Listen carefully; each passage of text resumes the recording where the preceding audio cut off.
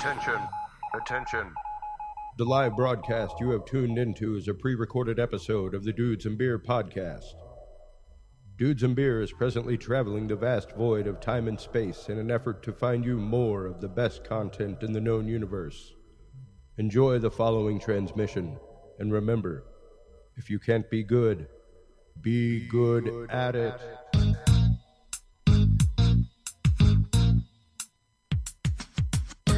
Grab your beverages and turn up your interweb.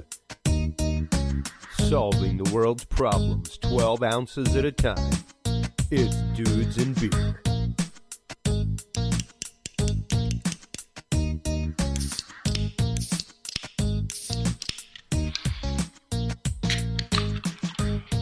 Well, hello everybody, and welcome to episode 210 of the Dudes and Beer broadcast right here on Facebook, on dudesandbeer.com.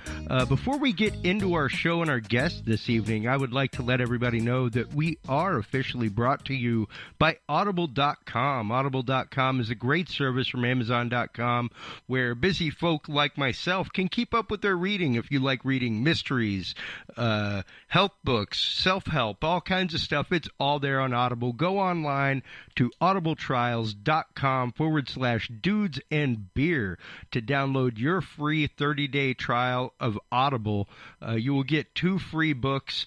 Also, any book that you try on Audible that, you really don't end up liking a whole lot, you can swap in after you purchased it. You also get to download the books and keep them yourself. You don't have to listen to them on the service. So go on and check out audibletrials.com today. That is audibletrials.com/dudesandbeer to get your free 30-day trial membership. Tonight with us is our good friend and guest, Cajun mystic himself, Mr. Ken Meaux, is here to talk to us tonight about some of the great ghost stories of the Bayou, as well as some of the awesome Cajun legends that are out there and the history behind them. Welcome once again to the broadcast. Ken Meaux, how are you this evening? Oh, doing fine. Good to be with you again. Very happy to be back on the air, telling stories and exploring these things from the Cajun country, swampland. Yeah, it's always great having you on. I thoroughly loved having you on to talk about what it is that you do as a traiteur, as a traditional Cajun healer, and how you came about to that. But along with that knowledge, which is passed down person to person, comes a lot of the Cajun history, the unwritten Cajun history, the stories of the swamp, the traditions that are passed down through the generations. What has that been like for you to be kind of a vessel to carry these stories on to new generations, Ken? Sort of like a legend keeper, making sure that these stories don't go away and that people will enjoy hearing them and passing them on rather than losing them. Yeah, sort of like the keeper of legends. Well, and that's what I love about it, is that some of these stories I heard around the campfire while out hunting with my grandfather as a child. Many of them I've heard about but have never had the chance to hear myself. Where would you say somebody would start if you were to start us off this evening with one Cajun tale that you really think is quintessential? Which one do you think it is, and share it with us? The first one, I'm going to change names because I don't know who might be listening, and I may not want to be associated with the memory of their particular place, so I'm going to make false names. But back when I was in high school, there were stories circulating about a haunted house south of here, a place called Forked Island, and I'm just going to kind of change the names around the camera and close to the Gulf. For those who haven't heard before, where is here for you, Ken Meaux? Because you do live in Louisiana, but just to give them a geographic area of where you're talking about. About 30 miles straight as the crow flies to the Gulf. I'm in Kaplan, Louisiana, and it is predominantly one of the main Cajun areas. But besides, it's heavy Cajun area. It's about 20 miles from what a lot of people might recognize as Lafayette, Louisiana, and about 200 miles from New Orleans, the main city and also about 75, 80 miles from Baton Rouge. And what is the story behind this house that you're going to tell us? There was a story circulating that a house was haunted, and that it was some deal that had happened. Someone died, and there was some mistrust and stuff.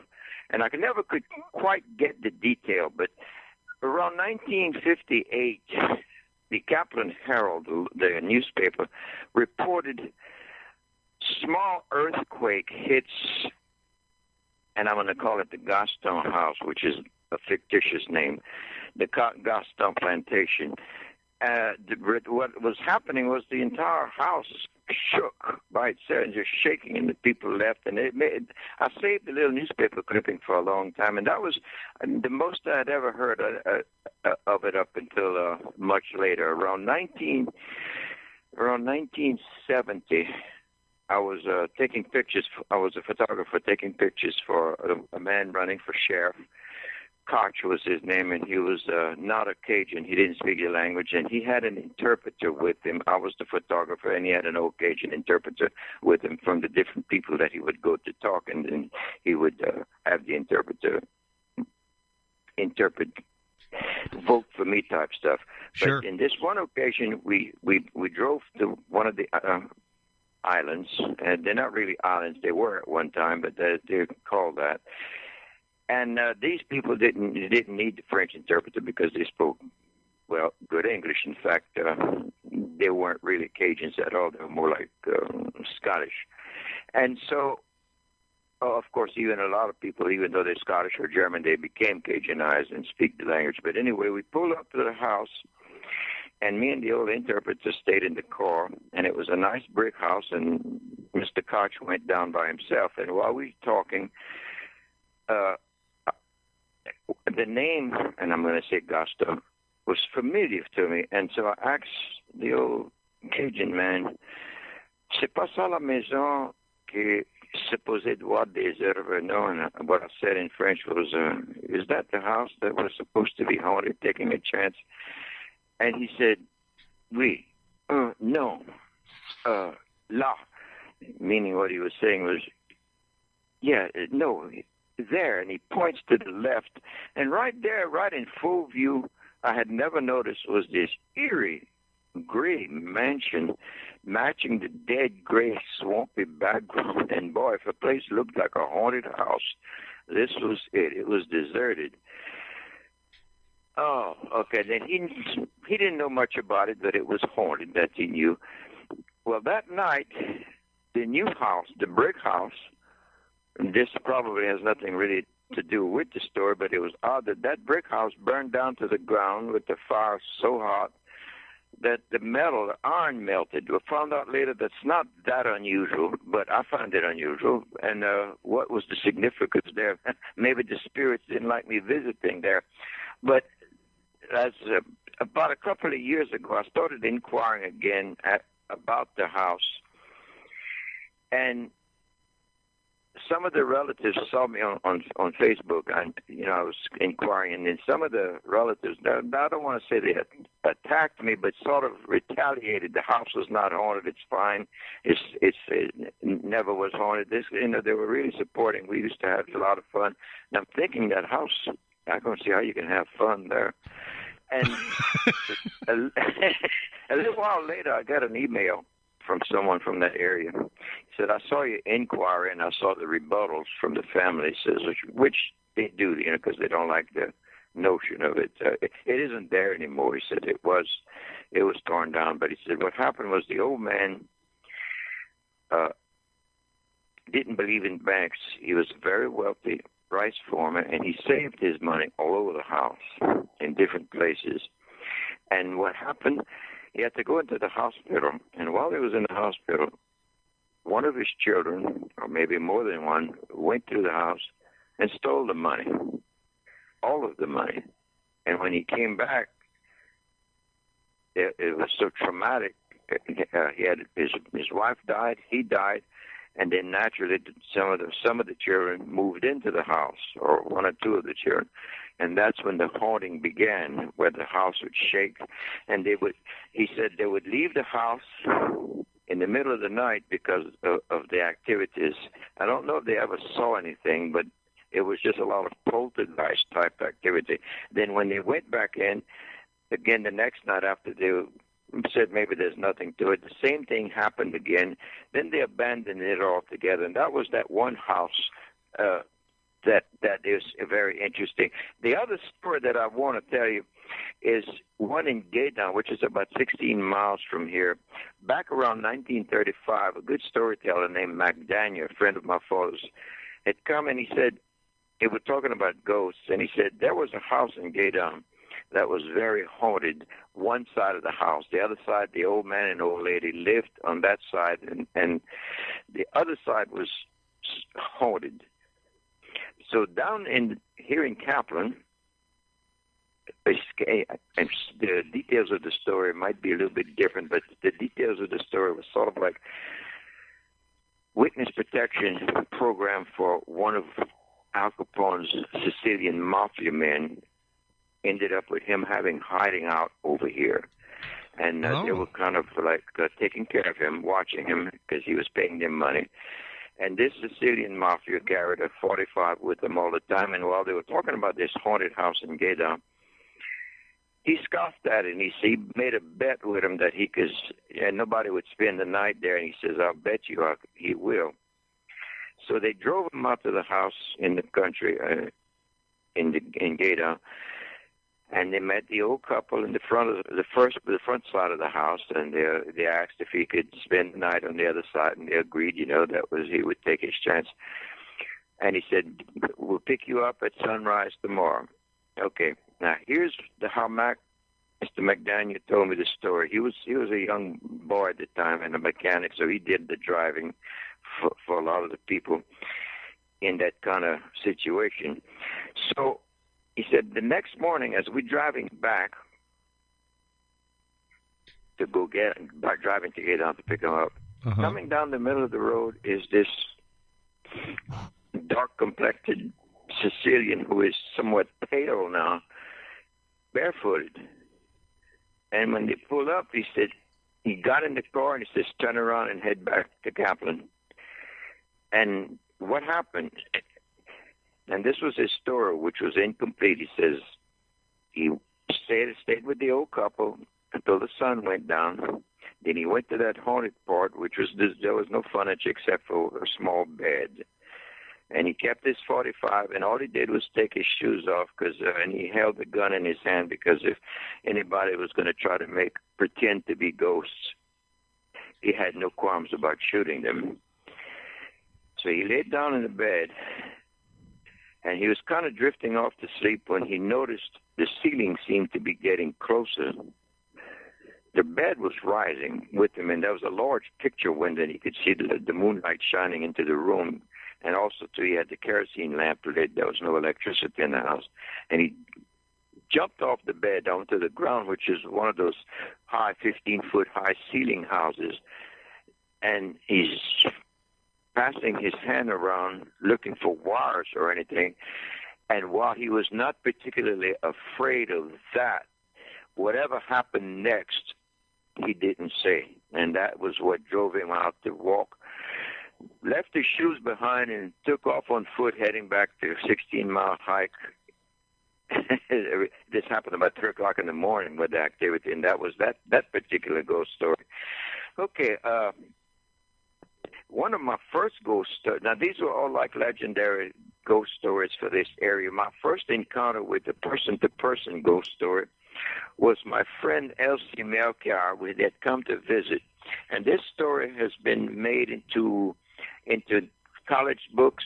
A Japanese television station called Unbelievable came down and did a series on it. And it's even in a book called Ghost Along the Bayou by Christine Ward, and it was published in Strange Magazine. And here's the story. In the spring of October 20th, 1969. Now, Elsie Melchior was a personal friend of mine for 40 years. In fact, he's passed now. I was pallbearer. And he maintained truth to the story until the end. But yeah, his business associate was Charlie, and that was his real name. I'm hesitating using, and Elsie said, I don't mind you using my name because the story is true and I have nothing to hide. Sure. But they were driving down Highway 167 about 1:30 in the afternoon. It was a cool but comfortable day. So they had their windows rolled down in their 1969 automobile. After driving for a while, they noticed a very old turtleback car traveling in the next lane over. And Elsie's a collector of old things, and he admired the car because it was in pristine condition. And they pulled up alongside of it, matching its speed. It was mint, he said, and it was an orange license plate dated 1940. They thought perhaps that it was off to a car show, or maybe it belonged to a collector. But what was truly strange was that the driver, a young woman who appeared herself vintage, she wore, like he said, it looked like 1940s clothes, and there was a child in the passenger seat, saying like with 1940s clothing. He doesn't know if the child was a girl, boy or girl. But their confusion, he wanted to pull up and give her the high sound, good job, appreciate. But their confusion turned to urgency when they realized that the young woman was animated in distress. She appeared to be on the verge of tears. Her window was rolled up, even though it was a cool day, and LC's car the windows were down, and she was dressed like it was winter. This prompted LC to ask the woman, mouthing with the words and motioning with his hand through her rolled up car window, if she needed help. Do you need help? And she nodded yes. It seemed like she nodded yes because they didn't hear her. So he motioned her to pull over. And she nodded again, okay. So Elsie and Charlie then drove in front of her car, pulled over to the side of the road, and parked. And when they turned to look back at the woman and her old car, expecting her to be pulled up behind him, she had vanished. They were alone, car, everything gone.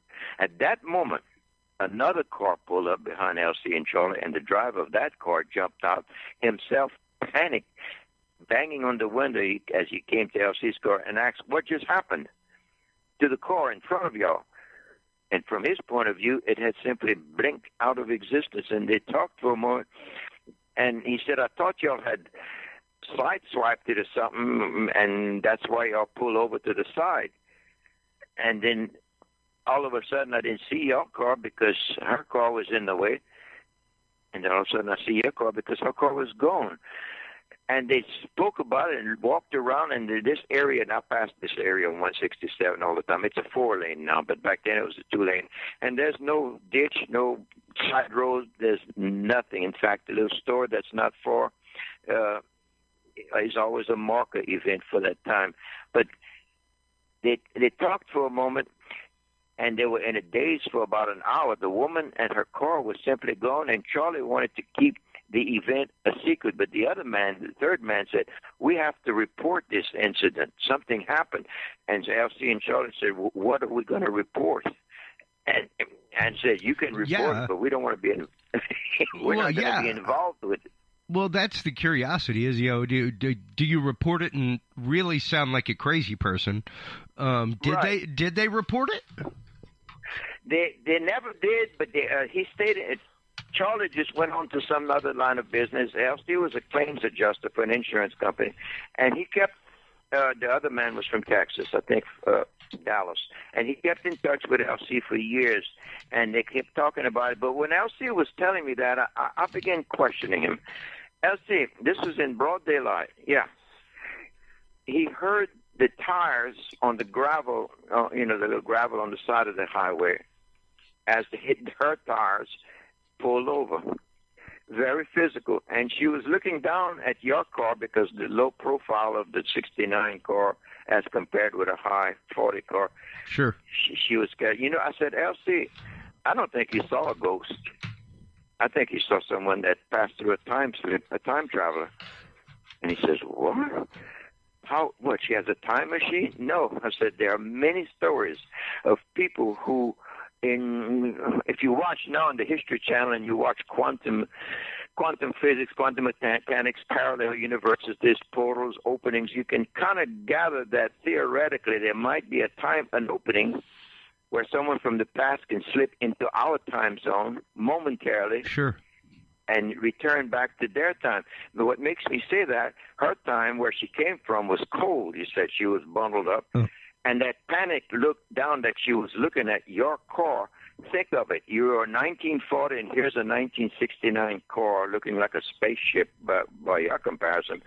Pulling up to yours, you're wondering, what the hell is this pulling up alongside of me? And she's very lost. And so the thing is, like the Lost Dutchman, did she just go back into her world and wondered what did she see? And I often wondered, Elsie, had you made it in time to get out of the car and walk up to her car and maybe put your hand on her car, would you have taken a trip back to 1940? Well, and it's interesting. I remember last time you were on, we got into a huge conversation about quantum physics, quantum mechanics, and some of the concepts there, and you have a great understanding of a lot of the broad stroke concepts of these things, and to say that that may possibly have been a time traveler or somebody, at least. I mean, we say time traveler whenever we use that term, people immediately think it's somebody like your friend with a time machine. Somebody traveling. Go ahead. He had never heard of that concept of a possible a fourth-dimensional portal. To him, like he said, it had to be like H.G. Wells' time travel machine. Yeah. And so, because he was telling me a ghost story, but I said, it don't sound like a ghost story. And I've heard many, many stories about it, or especially with the web, Google today, you can... My story is all over the Google Ken Meaux time travel, and you'll find it. The other story, which happened to my wife, I'm a magician, and I was doing shows. I was doing a show in St. Martinville at an old Victorian house, and this guy was just living there temporarily because he worked for an oil company, and he had his own home, but he was sort of renting this place out, and he was leaving, and didn't leave because he wanted to stay there to have his child's birthday party celebrated. And so that was setting up in the living room of this ancient Victorian mansion in St. Martinville. And my wife is standing next to him, and she turns, she said, "Did you just touch me?" I said, "No." And she felt a small hand touch her 2 to 3 times on the back of her leg. And she said, "I know, but it felt like, it wasn't like a muscle spasm or anything. Just something touched me." And I was puzzled about it. After the show, as I collected my money, and he was with a bunch of his friends on the porch. And I kind of mentioned, I said, it's an old house. It wouldn't be haunted. And all his friends laughed. Yeah, and they're all cutting up. Yeah, so I walked away. That's the end of that. And as I'm walking away, my wife was in the car across the street after we had packed up. I heard a whistle, and I turned, and between the two houses, here comes the owner, the one I was just asking that. And he said, "Why did you ask that question?" And I said, "My wife felt something touch her in the house." Yeah, he says, "I'll be glad to get out of here." He says, "It's upstairs. There's something up there. We hear like a child playing and throwing a ball and everything." And my little girl sleeps upstairs. And he said, "I tell her if ever you got to get up in the night to call me because I don't want you coming down the stairs in the nighttime." Oh, wow. By yourself. And he says, one morning she's in the bed with us, and he said, "Honey," he said, "what are you doing? You came down the stairs by yourself." "I told you to call me, not to come down the stairs by yourself." And she said, "But Daddy, I did call, and somebody brought me down the stairs." Wow. Yeah. It wasn't him. And I had never heard of a ghost being and in the research of ghostly activity, theoretically, now since I never like to say I know what ghosts are, I don't know what they are, but theoretically, energy is recorded on the environment and played back like a needle in a record groove, if anyone still remembers what a record groove is. And it's sort of looped in a replay, and there's no interaction. It's sort of watching a video film happening over and over, like Civil War scenes reenacted. And with the other type of apparitions, there seems to be a real-time connection, sort of like if this spirit, this ghost, can you actually carry a child down the stairs? And it trigger items like music, clothes, props. It can open the portal for communication such as that. And I posted a very curious question one time to some ghost hunters. Who is the millionaire on the other side that manufactures the clothes? Did the clothes die with them? I mean, why are they dressed in the clothes that they had on Earth? Who is making the clothes over there? And it really caused a lot of problems. I didn't mean it to make trouble, but being skeptic. Well, and also you have to consider psychologically, whenever you're talking about like, well, maybe this is a mass hysteria, something like that. Even in places where hauntings aren't necessarily like widespread known, like Gettysburg, things like that. There are a lot of places where the hauntings are so well known that, of course, somebody might say that they saw the spirit wearing this because that's what the spirit's been seen wearing. But in places that are not well known, it's interesting to see the fact that people still report the same thing. Yeah. Isn't that something? And like I said, since we really don't know, who can surmise why? Yeah, it's just psychologically, or maybe just some sort of. I don't know. Another. Now this type of ghost story is very common. I picked up a hitchhiker from Kaplan when must have been 1958. His name is Roy Morgan. See, the way your story starts off is why I've never picked up a hitchhiker. Just, just so you know, like the whole reason I never have is because, like, my God, it always leads to some kind of horror story. Not that I don't want to be a helpful human being. Yeah. It's like, this is how so many horror movies start out. Don't pick up the hitchhiker, Ken. Don't pick up oh, God, he picked up the hitchhiker. Go ahead, Ken. Go ahead. I recognized him. He was from Kaplan. His name was Roy Morgan. And it was a foggy night, and I almost didn't pick him up because it was foggy, and I wasn't sure it was him. And when he got to the car, I was relieved to see that it was him. And I said, he got in, I said, it's kind of a spooky night. He said, I thought maybe, I didn't want to run into any ghosts. And he said, you believe in ghosts, Mr. Ken? Oh, I said, no, I was just saying that. And he said, I'm going to tell you something. I'll tell you a story, something really scary. He said, my little nephew was dying of leukemia in New Orleans last year, or maybe 2 years ago. And we had gone to see him in New Orleans, and he was not doing good at all. And this was 1958, when there was not much hope for that. And he was very sick, and he said, "Le parrain," and that's what he called his Roy Morgan, the little nephew. "Parrain, you're never going to see me again alive." And Roy said, "Oh yeah, don't worry about that. No, you're going to be all right."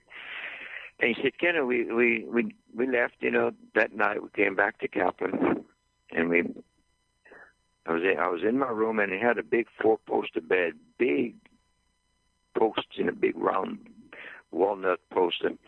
He says the light was on in the hall, and I turned, and there he was standing in the hall, right in the doorway, and smiling, and he was waving at me, and he vanished.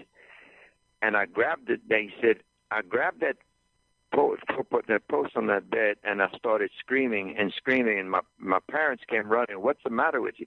And he said, and he named the little boy. I don't remember the little boy's name. He was there. He was there in the doorway, and he can't be.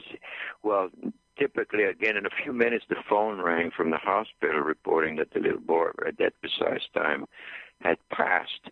I've heard stories, even in my own family, my Uncle Sam, his wife Ursule was in the hospital, and she wasn't at that death door, but Uncle Sam was in his 80s, so he stayed behind. So, and this is in my family, and she died all of a sudden at the hospital, and they were saying, "Oh, too bad you don't speak French, because the story is so much better in French, because these are all French-speaking people." But they said, "We're going to wait till the morning to tell Papa, because we don't want to shock him." This was about 2 o'clock in the morning. So when they got back to the house on Bourke Street, the light was on all over the house. And they got down, and Uncle Sam was up, and he was in a frantic. He says, his wife, Ursule, is here in the house somewhere, and I can't find her. And what's the matter? No, Papa, you dreaming? No, I was laying in bed, and she came to the bed, and she grabbed my face and said, "Goodbye. We're going to meet in the sky. I have to go." And elle a parti Montréal dans la cuisine. I mean, she walked away to the kitchen, and he jumped out of bed to follow her, and he couldn't find her. And she's hiding in the house somewhere. And then they had to tell her, "No, Papa, it was a dream. She's gone. She died. T'as rêvé." That's in French. T'as rêvé, c'était un rêve. It's funny, we condition ourselves. It's a dream, even though his experience was very real, that he had seen it. Now, there are many, many stories like that, of course, and I don't know why they choose to come and visit before, but that's a common story where they come to say goodbye. Yeah, and so many times across cultures, Ken, we hear the same echoes of stories, maybe not the same details, but we hear the same thing where be it somebody predicting their own death, knowing that something's going to happen, somebody stopping by to visit shortly after they passed, and then somebody finds out that person has passed away, even though they live across the country. In your years as a mystic, as a traiteur, as a Cajun healer, have you come to accept or deny the presence of the paranormal? Because just because you're the curator of stories and a culture of folklore does not necessarily mean that you are a believer. You know what I mean? I mean, it doesn't mean that you drink the Kool-Aid, right? That's right. And especially being a magician, I know what you mean. But like I had said one time, for paranormal activity, when tapping into any paranormal activity, it may not just be of a supernatural origin, although it probably is, but what we define as supernatural may be scientifically the ability to somehow these areas to manipulate quantum reality fields, that there's more of a science to it. Sure. Because, there's more of a science, because what we try to measure things electronically with devices, but in this trying to measure that field, there's a word, if I can remember, psychotechnics, I think, is the word for it. It's the study of interactions between matter, and I'm going to go off on the deep end here, but go ahead. The interaction between matter and energy and consciousness, as found in these parapsychology events, and the ability of energy produced by mental effort to have a physical effect on people and effects, is called psychotronics. It's like maybe the mind is more powerful in connection. I don't know. It goes off. Let me jump off onto this other one. Bilocation doppelganger. Okay. Speaking about the mind. Okay. Here's one story. The postal worker who contacted me and worried, he thought maybe something had happened, which was an avertissement. Cajuns have a way of seeing something and thinking it was an avertissement. That means a warning. You are warning. It's a harbinger of something to come.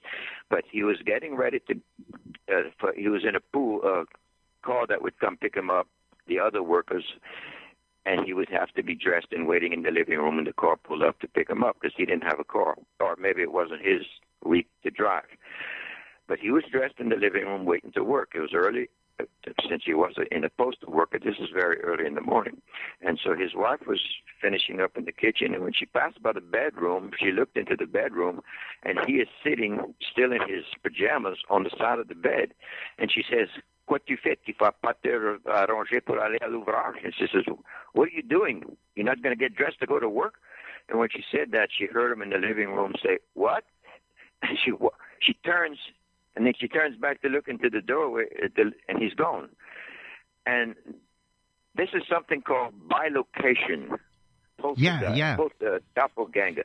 Now, I know this to be a fact because I have been seen many times. My own daughter saw me one time in the mall. She said she was working at one of the sunglass hut, and you passed in the hall right in front of the opening of the sunglass hut with your top hat and your cape like you're going to a show. And I says, "I'll be darned, he's not even going to see me." So she, excuse me, so I'm going to fuss at my dad. He ran out in the mall. That was Acadiana Mall. I wasn't there. Gone. Then another time, another lady, it was at the Cajun Dome. This bilocation doppelganger actor spoke to her. She said, you came to me, and I said, "Are you doing a show here?" And you said, "Yeah, but I'm busy. I'll come back and talk to you." I was not there's about 3 or 4 occasions where I have been seen like that. So it's puzzling, very puzzling. Go ahead. You had something that you wanted to add. I interrupted you. Oh, no, that's all right. I mean, it's my whole point was that with all of these technologies that we have around us all the time, it's interesting that you continually bring up alternate dimensions, that you're talking about things like that. I myself am someone who, though I'm a huge fan of alien spottings, UFOs, things like that. Oh, I am too. Yes. And believe me, I'm sure just statistically that life exists outside of this planet and the solar system. They just released actually that they are finding mold in pictures being taken on the surface of Mars. So that's huge in and of itself. But I think that if anything, we were more than likely to run across somebody accidentally slipping through a time barrier, through a dimensional barrier, as you're talking about with the case of the car on Highway 167, things like that. And it's interesting how many of these hauntings, many of these spectral appearances do appear as though they're almost like a memory loop, almost like I'm a musician. It's almost like you've used a sample pedal to start an emotion and then to stop it at a point before completion. Wow. That's like the quantum experiment of the two-split proton. Yeah. Proton. Yeah. And, if you keep doing that, then, especially if you're talking dimensions, then of course you're going to end up with ripples across dimensions that are cross-branching all over the place, creating different alternate endings for that spirit. So who's to say that probabilities? Who's to say that what we're watching is the same experience over and over? We may be watching the ripple through the next reality, through the next reality, through the next reality, just as it's hitting that point where the quantum realities tend to overlap. We may be looking at the next 1,000 iterations of realities of how this person's life ended. They moved on. Don't get me wrong. They moved on. They aren't trapped like we think they are necessarily. Now a true haunting, a true possession of a building, which has happened, folks. A true entity in a building, totally different situation than what we're talking about. We're talking about like the hitchhiker on the side of the road that you pulled over and suddenly he's not there. And then you get up to the Denny's and you're like, oh my God, dude, I totally went to pick up this hitchhiker. And somebody goes, oh yeah. And then he wasn't there. That's been happening for 50 years, dude. Yeah, that's a story. That's called Resurrection Mary. Have you ever heard of that one? Go ahead, Ken. Let us hear about Resurrection Mary. That's Resurrection Mary. She's the girl on the side of the road that everyone picks up for 50 years, you know, and she vanishes, even sometimes even in the car. Yeah, and I mean there are so many, like I said, horror movies about that that start off that way, or that start off with the story of Resurrection Mary. Yeah, I think the reason for that name was that she points to where she wants to go, and it's a resurrection cemetery. Yeah, and that's why she got that name. But there are other stories of other. It's not always at that one place. There's even a place in New Orleans where someone hitchhikes dressed in period clothes to get in the car, and where do you want to go? And they point. They said, that doesn't help me, tell me, and then when turn, the person's gone. And that's those kind of stories are repeated all over the globe. And whatever they are, like there are probably different factions. Like you said, there might be some entity which is demonic, which is the trickster. There might be something playing that is not ghost, but some sort of not extraterrestrial, but ultra-terrestrial beings in a parallel unit. Yeah, that like the Native Americans had what they call the trickster. They imitate the dead and to trick you. And there's just many, many stories like that. Being a magician, one time when it was a spooky, dark, and stormy afternoon, and we had Mrs. Edith, the house worker, and the colored people, you can't call them, some black folk that were in the house. And I had arranged, and without revealing how, to have some boots walk across the living room floor by itself by my magical methods. And they opened the door. I timed it. When they opened the door, the light it was daytime, but it was kind of dark in the living room. And it says, yeah, well, come see, look. And these boots start walking across the floor. And that girl got so scared that years later, when I was in line for Moonlight Madness supermarket sale with my mother, and she was a grown woman now, but she was with her mother, and she was a young girl at that time. And so we were in a long queue, a long line, and my mom says, y'all get in line with us. And she said, Miss Meaux, she says, I don't want to insult you, but my daughter don't want to go nowhere near your son. She thinks he's the devil. So that incident because it caused her to go into her menstrual cycle immediately, and she had to go home. Oh, wow.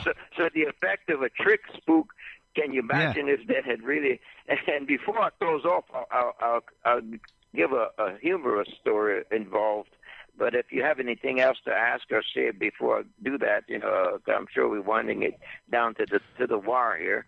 Well, we've got a little bit of time left, my friend, but and definitely enough time for your story.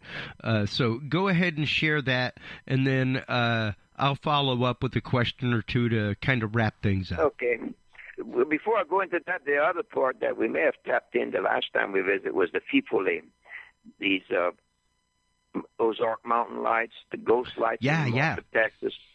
Well, I was watching something on television the other day, and they were kind of recreating something, but it couldn't explain what they were seeing in the swamps or in the graveyards, but it was a plasma ball in the laboratory that they created, but that's all it did was just sort of pop up and kind of float around and dissipate. Yeah, ball lightning. Maybe there's something.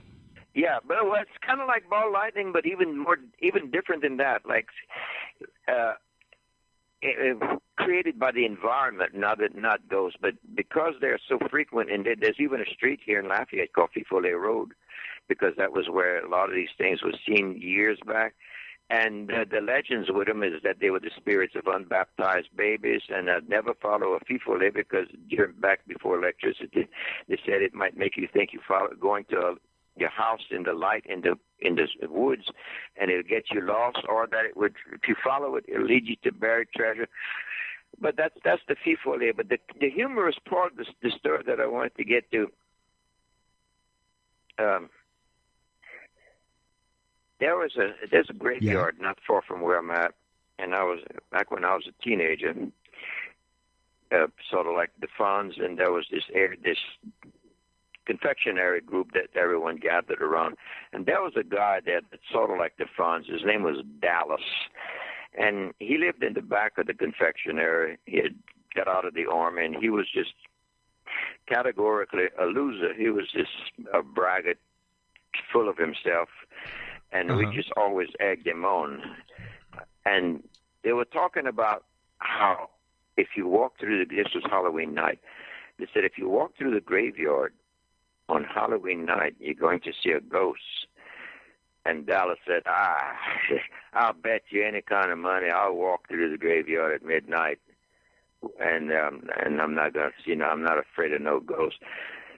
So while he's bragging, fella Gerald, names again, I'll call him Gerald, he conspired with some of the other guys, not necessarily me and Tom, but we were kind of listening. He says, let's bet Dallas $5. Now, this is 1956. That's a lot of money. Let's bet Dallas $5 at midnight that he won't walk through the graveyard one end, and we'll pick him up on the other end, because they sort of made like a semicircle.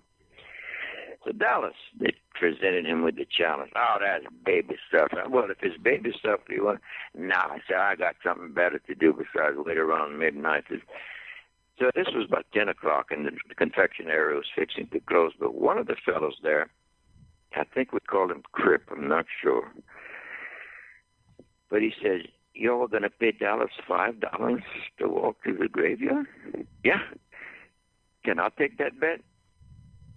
Oh, okay, yeah. Well, it wasn't midnight. It was after 10. It was about 10:30 now. So we all pile up into Gerald's car. I mean, there's me, Tom, Gerald, Mallet, Crip, and we're packed in there, the Caluette. We drive to and it's dark, and that area is dark. I mean, this is in the country. And there's no lights, no street lights, nothing. So it makes a horseshoe semicircle. So they pull in and they cross a bridge up over the canal, a wooden bridge. And he puts out the light and said, Grip, okay, go ahead. And we're going to drive, go around the semicircle, and we'll pick you up on the other side. Well, all of a sudden, Grip chickened out. And so Gerald was so put out with him, and he starts hollering, walk, go ahead, walk through the graveyard, walk. And Crip got back in the car. No, I don't want to go.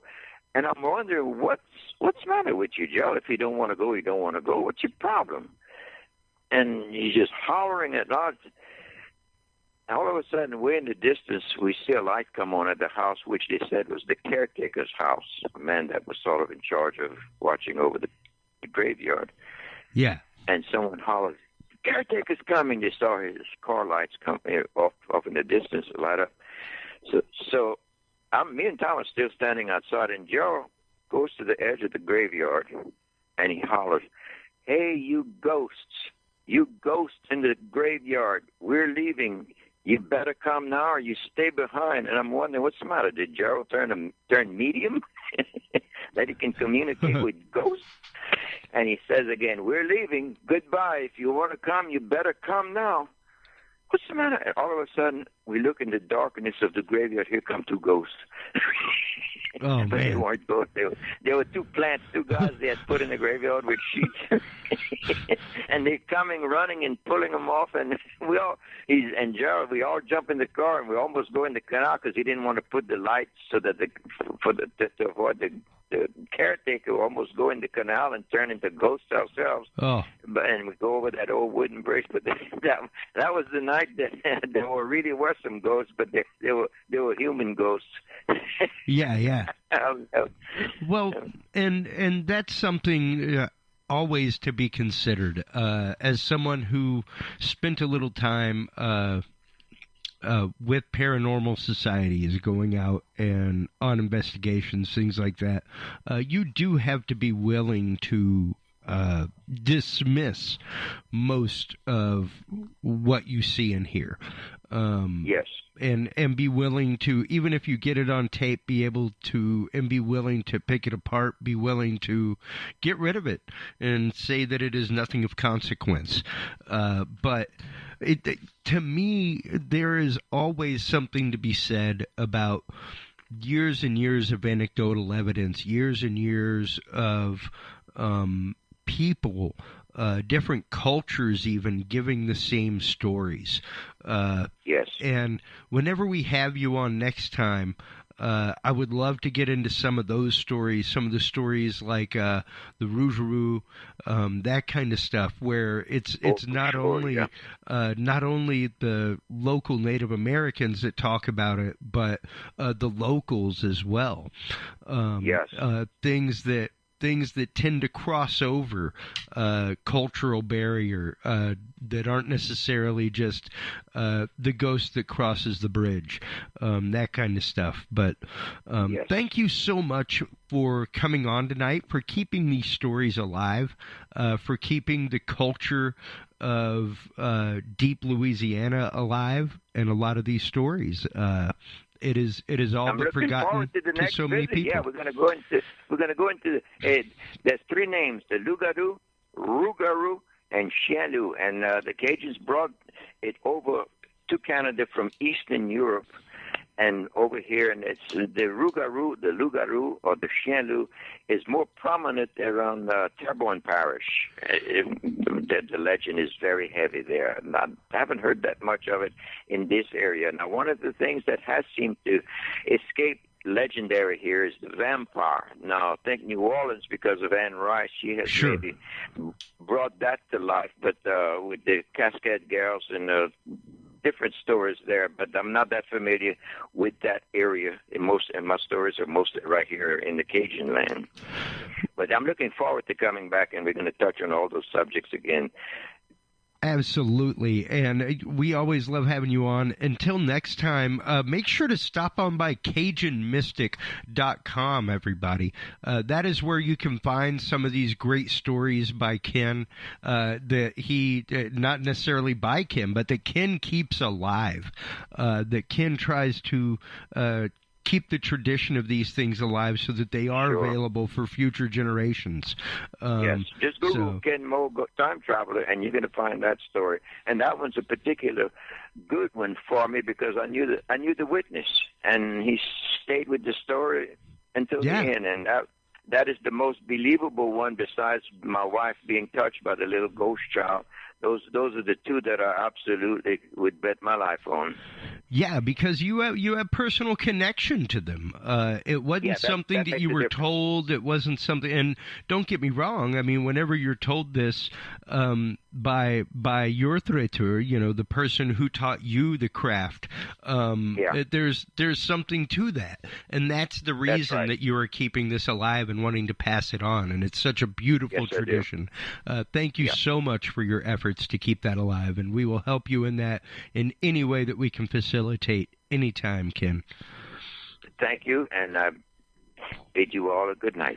And same to you. Please do hold the line for us, Ken. While you're online checking out the great work of Ken Meaux at CajunMystic.com, do make sure to stop on by dudesandbeer.com to check out some of the great episodes that we have, as well as some of the awesome stuff like Audible. You can go and check out Audible for free for 30 days, audibletrials.com/dudesandbeer to get that promo.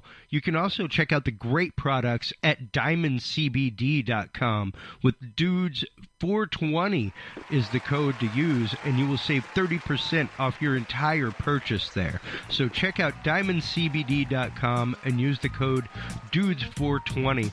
Until next time, everybody, remember, if you can't be good at it. Take care of yourselves. Take care of each other. We'll talk to you soon. Bye-bye. Thanks for listening to this episode of the Dudes and Beer Podcast. To listen to our audio streams or chat with us live, download the official Dudes and Beer app for Android and iDevices, available on Google Play and iTunes markets. For more episodes, content, and information, visit us online at dudesandbeer.com. You can also find our episodes on Breach.tv, iHeartRadio, Spreaker, SoundCloud, iTunes, YouTube, Stitcher, or your favorite podcast service. Dudes and Beer is a proud member of the HC Universal Network family of podcasts. For more about our sponsors and other podcasts on this network, visit hcuniversalnetwork.com. Thanks for listening, everybody, and until next time, drink responsibly.